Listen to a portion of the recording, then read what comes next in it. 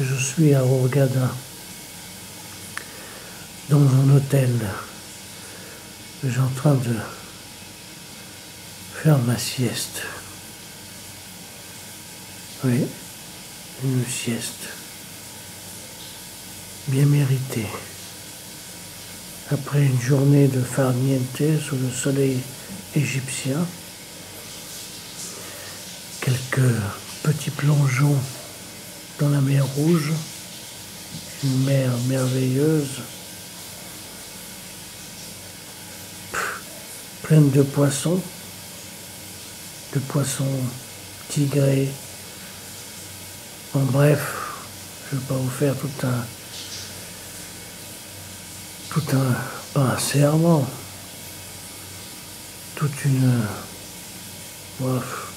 en bref, je ne sais pas quoi vous dire exactement.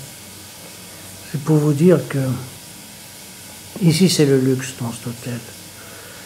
Un 5 étoiles, bien qu'en réalité, un 5 étoiles égyptien, c'est pas un 5 étoiles européen. Il y a une petite différence. Mais ce que je trouve que d'étonnant à Hurghada, on pourrait presque l'appeler Hurghada la russe, ou Hurghadov, quelque chose comme ça. Parce que il n'y a que des Russes. Et je suis très étonné, les Égyptiens parlent tous, en tout cas dans cet hôtel, ils parlent russe. Ils se sont mis au russe. Ils parlent mieux le russe que l'anglais. C'est vrai que, fut un temps, c'était les Anglais et un peu de Français qui venaient visiter l'Égypte. Mais c'était les Anglais. D'ailleurs, ils ont fait assez de massacres ici. Ils ont fauché pas mal de trucs en notre Égypte. Bon, bref, on va pas refaire l'histoire. Mais c'est pour vous dire que maintenant, c'est l'ère des Russes. Alors, tout est organisé pour bien servir les Russes. On fait des jeux pour les Russes. La nourriture, bien que la nourriture, c'est comme dans tous les hôtels de ce type à travers le monde, c'est un peu de tout, avec un tout petit peu de nourriture locale.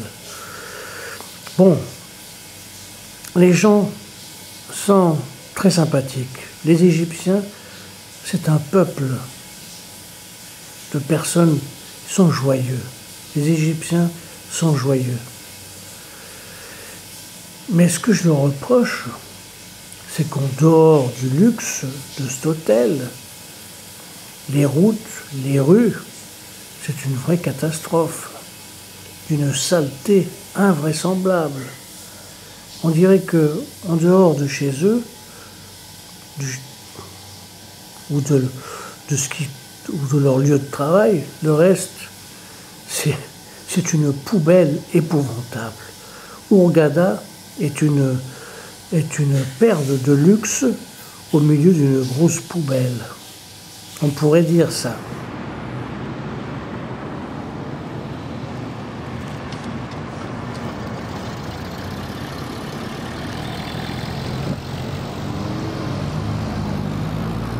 Et je trouve étonnant. La révolution, moi, j'ai l'impression qu'elle a servi à rien. Parce que, dernièrement, il y a quelques jours, il y avait un ministre qui est venu manger avec toute sa bande. Et suivi de toute une colonie d'individus. Et il fallait voir ça. Il fallait voir ça. Et avant qu'ils viennent, on nettoyait les murs, les façades, fallait que tout soit parfait pour monsieur le ministre. Alors je me suis dit, mais c'est quoi cette révolution? C'est où ces jeunes qui ont fait la révolution?